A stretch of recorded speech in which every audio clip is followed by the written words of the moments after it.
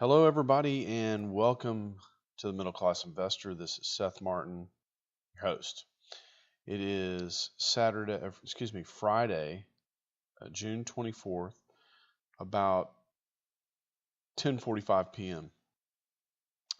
And of course, we are looking at a chart of the S&P 500, a weekly chart, and clearly you can see that this week was down. We had a significant down week. This almost all of this, you can see here, it opened here. Okay, let's just cover something real quick. I can't remember if we've covered this before or not, but the open was right here, and the bulls ran it all the way up here. On the whole Brexit thing, especially toward the end of the week, they ran it all the way up here. Okay, and then before the week was over, as of yesterday, the bears ran it all the way down here. So this is first of all, this is a huge range. And then also, it failed to make a new high here, failed to take out this high.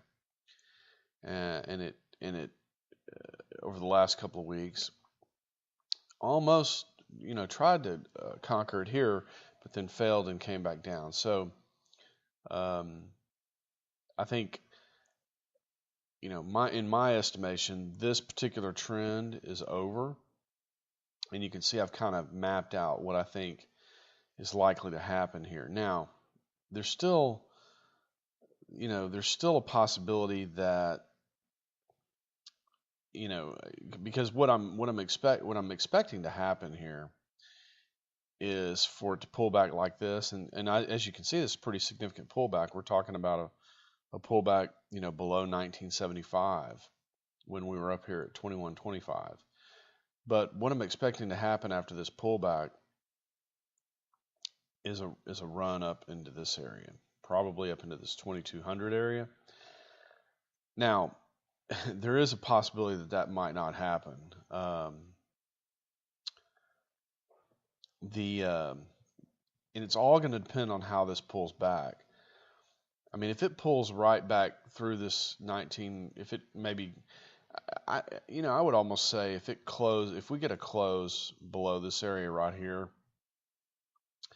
then what I just showed you is probably not going to happen, and the top is in, and we're rolling over. This has been like a 2-year typing process. The market really has not gone anywhere in the last 2 years. So really, since about right here, what is that? That's February 2015. So since February 2015, I mean, we can kind of draw a line here. Let's draw it right. So you can see that really, since right in here, the market's done absolutely nothing except chop sideways. In fact, it's easier to see if we draw a box. You can see that this area right in here, there's just really all the way down to here, there's just a lot of congestion. It's a huge range the market's been trading in. And investing is not too bad. I mean, yeah, you didn't make any money, but trading in an environment like this can just take all your money. That's why it's important to recognize trend in trading, is because if you're in a sideways trend, you can get chopped up pretty good, and you just end up, losing all your money, or not losing all of it, but you'd lose a significant amount of it. So the other thing I want to point out here is I'd been kind of tracking on the RSI let me make this a little bit bigger, a little easier to see, kind of this downsloping pattern. Let me see if I can edit this. There we go. You can see I started doing it way back here. Now, recently, it's kind of broken out, right here. But still, in general, the market is losing momentum, and this is right on top of our topping pattern. So technically, you could say the market started losing momentum back here at the end of 2014, and it's really just taken all this time to begin to show signs of rolling over. Now, obviously, in fact, let's pull up a 6-month chart and let's just look at today. So you can see that this was just today, and so you can see the market ran up all the way to the close and actually closed at the high of the day. And then overnight, what happened was they thought in the UK, basically all their polls showed that Great Britain was going to stay in the European Union. Of course, we know now they didn't, and there was a lot of selling overnight. In fact, the range of this bar here is 71 points. But if we go look at an overnight chart of the ES, at one time I was looking at it because I was up kind of watching the Brexit news and everything. But if you look at this bar right here, the range on this bar was actually, let me see if I can pick it off here somewhere, 120.5 points. So overnight, the market actually went much lower than it did in the cash market during the day. So that tells me that there's more downside here. And we'll look at, when we switch over to the NinjaTrader charts, we'll look at some decision point areas and some areas of support. But you can even see here on my little estimation tool. And so, you know, how did I arrive at this? Well, what I do a lot of times is use things like Fibonacci tools. So let me zoom in here, you'll be able to see. So notice right here is the 61.8 at 1925. And notice that, you know, with time and price, this channel, if I can highlight it, this channel right here, the 61.8 Fibonacci and this pullback area all intersect right here. I mean, this little, there, I'll put a like a circle on it. This little bullseye spot right there. So I'm expecting the market to pull back into this area over the next several weeks. We should have some more downside next week, and then maybe midweek bounce a little bit, and then have the selling resume. But again, the way this pulls back and whether or not it breaks this channel, if it breaks this channel, I think it's done. And let me show you the big picture, and you'll see why. Let me remove some of this stuff so it's easier to see. I'll remove the Fibonacci, but you can see this channel. This was the flash crash and all that stuff happened back here. Let me pull up a little bit more time just to give you a little bit more reference point here. Leave it on a weekly. So here's the 2009 low, the March 2009 low. We ran up, you know, somewhere in here that flash crash happened. So what this looks like is that, you know, you had this initial move up, you had this big pullback, and then a new trend started right here. So we marked that as the channel, and then we marked the high, and then we obviously it respected the channel right here. So to me, a logical place, if this trend is going to continue, we're going to get a pullback because we've already had this run up. It's been significant, first of all, but it's also moved in 5 waves. And so after you have a 5-wave move, typically you get an ABC kind of a pullback. So a real logical place for it to pull back to is to in this zone around this channel. And then if it rallies, I mean, it could rally at least to the midline here into new highs. So 2250, 2300. But if it pulls back and breaks through this channel, you know, this is probably done. Because this channel's been respected several times, and there was a lot of weakness right here. For it to rally up to a lower high and then break the channel, that's probably it for this 7-year trend.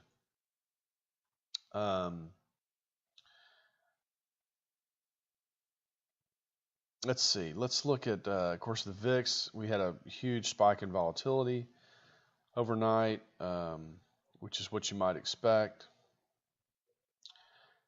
For some reason, I always have trouble finding the VIX. Let me close this back down. So you can see here we were looking at this box here for weeks, week after week after week, and then last week, we didn't have a YouTube presentation, but if you recall, I was talking about that if we broke out of this box, we would probably have a significant move in the VIX. And of course, we did break out of the box, and that is a significant move. So anyway, from here, so you can see the VIX has broken out of this box and has rallied up, and probably there's some more room for the VIX.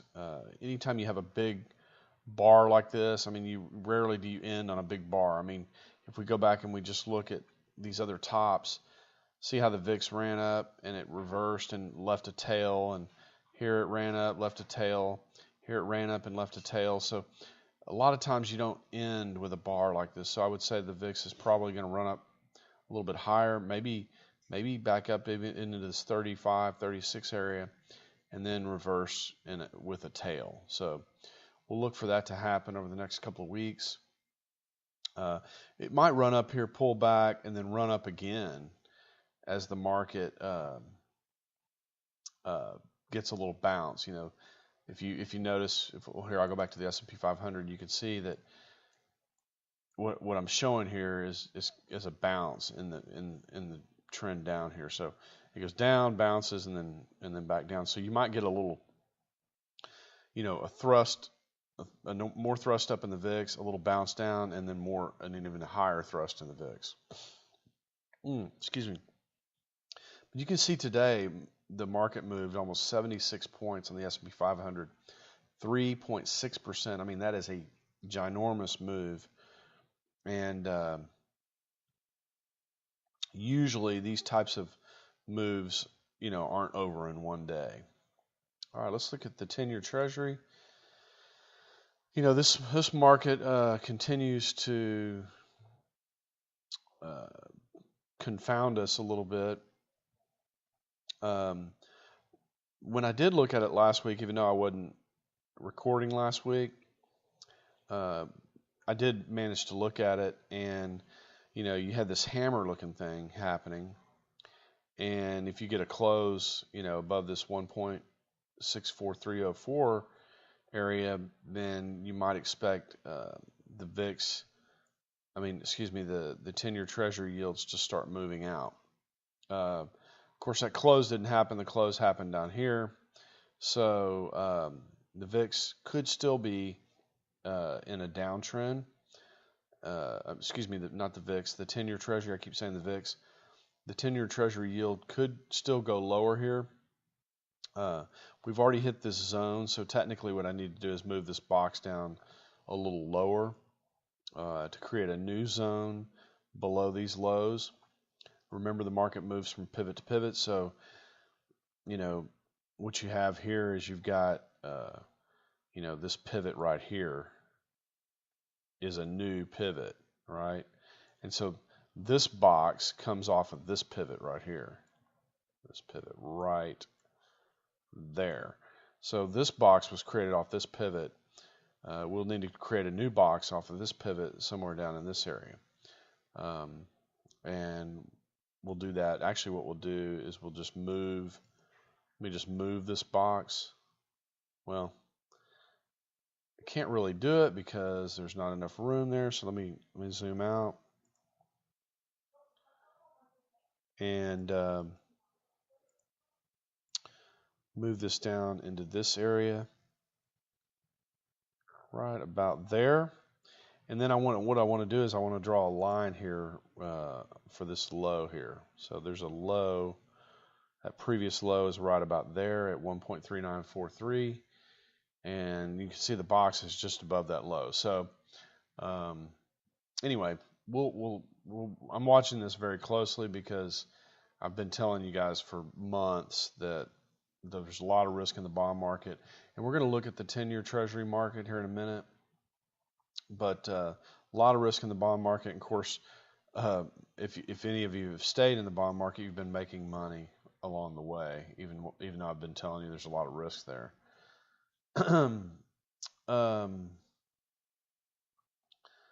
Let's look at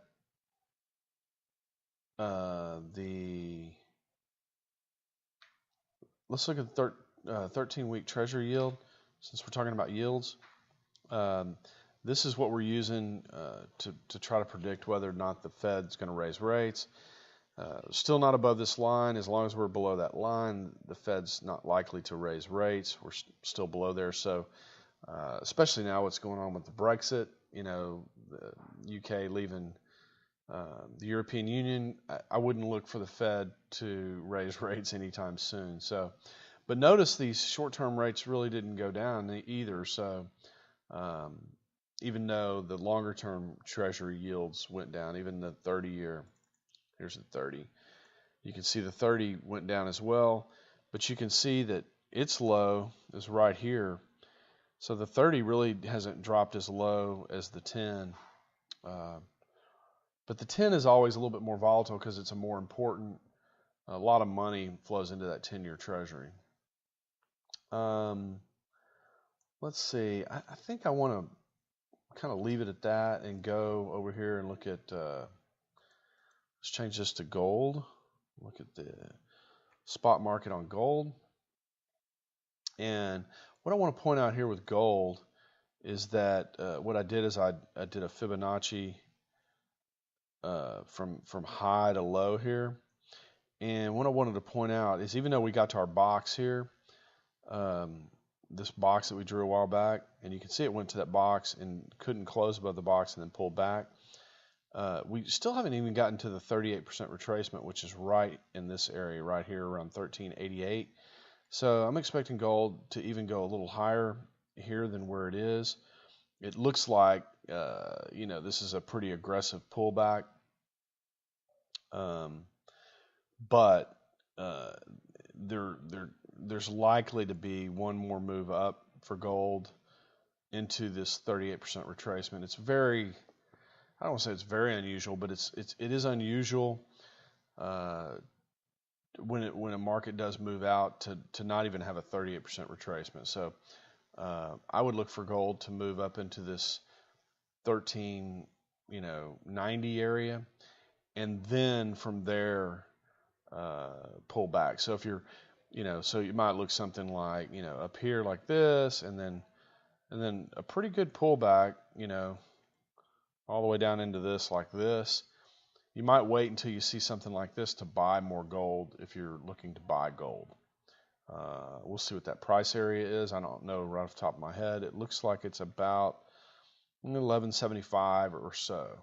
So you can see that I've got this box drawn right here off this pivot low, this pivot right here. So, and maybe that box is a little too low actually. Might need to be a little bit more like that. So, somewhere below $1,200, this comes back, and then you'll see gold make a new high, probably above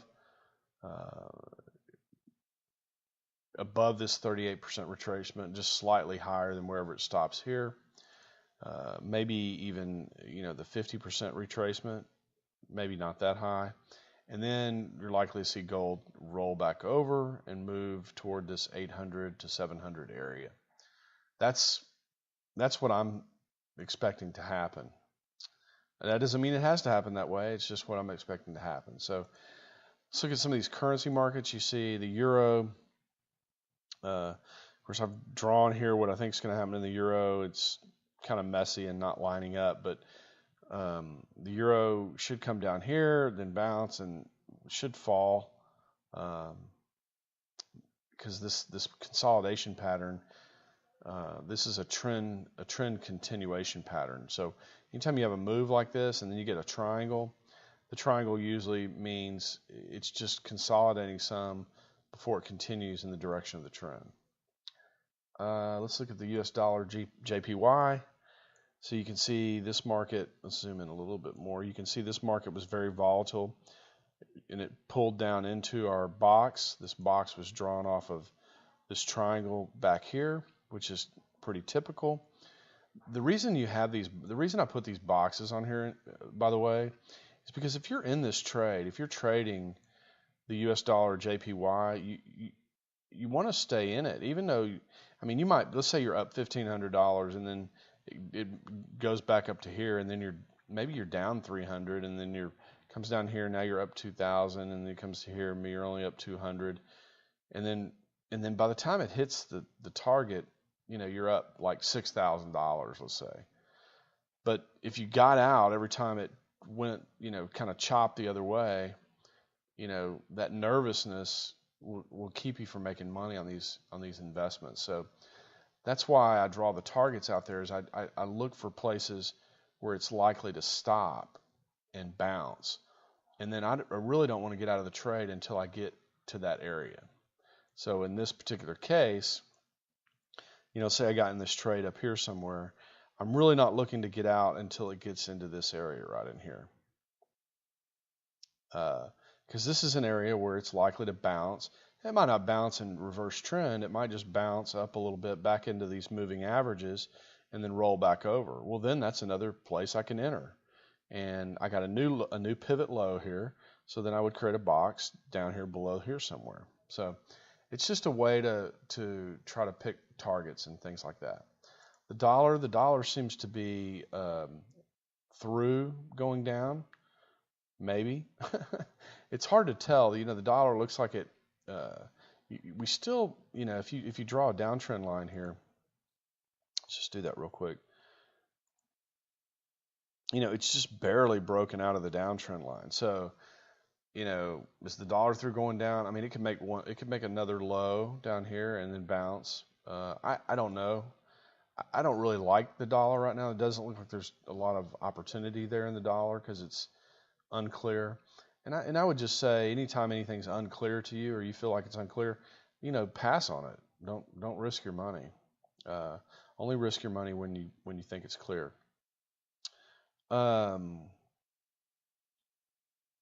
What else? We looked at the ES and showed you the range. Silver looks a lot like gold. I'm not going to go into that. Just incidentally, we went, the reason we didn't have a video last week, I think I told you, we did a family vacation, went to the Smoky Mountains in Tennessee. I've got a few pictures here to share with you, thought you might enjoy. This is my family river rafting. So this is me, obviously. This is my daughter over here. This is my son, and this is my wife. And then these people we don't know. And this was Brennan, our guide. So you can see my wife's making a big error here. They told her to put your hand above this T handle so you don't hit somebody in the mouth, and she's got her hand way down here, so she's not following instructions. But you can see we're rowing out of this white water here. I think this was a class 4 rapid is what they told us, this particular place where they took a picture. So it's kind of cool, a lot of fun. The water was ice cold, but it was cool. This is called the Pigeon River. It's just outside of Gatlinburg. This is my son Ethan and me. We're just walking down this trail on a hike. We went zip lining. This is my son Ethan, and this is Kim, one of the guides. It was a lot of fun, really pretty. You can see the Smoky Mountains all out in this area. It's really nice. This one, because this is pretty funny. We went to Dollywood. My wife doesn't ride roller coasters, so she's not in that seat. But you can see we've all got our mouths open. My daughter's just, look at that. She's just terrified right here. What this is a picture of the video screen, of the video monitor. So we didn't buy the photo, but anyway, I thought that was pretty funny. This is in Asheville, North Carolina, at the Biltmore House, which was George Vanderbilt's house. He was one of the Cornelius Vanderbilt's grandsons, and this is, if you're ever in Asheville, North Carolina, I recommend going to this. It's pretty cool. It was built in $95, and it's just an extraordinary piece of property. This was a turkey in our parking lot at the condo that we stayed in, and there's back to river rafting. So that's what we did. That's where I was. That's why I didn't make a video last week. So I hope you enjoyed those. All right, let's look at the one thing I want to show you is on the ES. This is a weekly chart, and we do have a DP, and this is a particular trade. Let me just show you. So the software finds these trades automatically, and you can see, notice the target coincides down here with this DP box. So it's showing here that we're going to be going down. Now this is on the futures, so we're going to be going down here to the 2000 mark, and then again we should get a little bounce like I showed you, and then we should have a move lower, possibly down here into this 1925 area. That's why that pink line is there. Let's see, let's look at oil. Oil, we also have a trade set up on, and still very much in a downtrend. It's very much in a downtrend, so you can see oil is likely to roll over here and go lower, probably down here to this 31, 32 area. And oh, I know, we were going to look at bonds. So this is the 10-year Treasury, and you can see we're at a DP. This is a weekly decision point area. This is usually a place where the market tends to make a turn. Even if it's still going up, it should bounce down from here, at least temporarily. Let's see, what else? The FTSE. You can see the FTSE looks like it's making a little pullback here, but probably wants to go higher afterwards. So you can see the kind of the A, B, C motion. And then, so what we would expect from here is a move like this on the FTSE. Let's see, what else? I'm going through these pretty fast because I've taken up a lot of time talking about some other things. I guess that's about it. Just look for the market to pull back some, and over the next several weeks, maybe 4 or 5 weeks even, and then from there we should bounce if it doesn't break through the channel. The breaking through that channel is very key, and that's what we need to kind of watch out for. All right, everybody, that is it for this week. Follow me on Twitter at InvestorClass, and share a link of the YouTube videos with your friends and family. All right, everybody, we'll see you later. Thanks. Bye.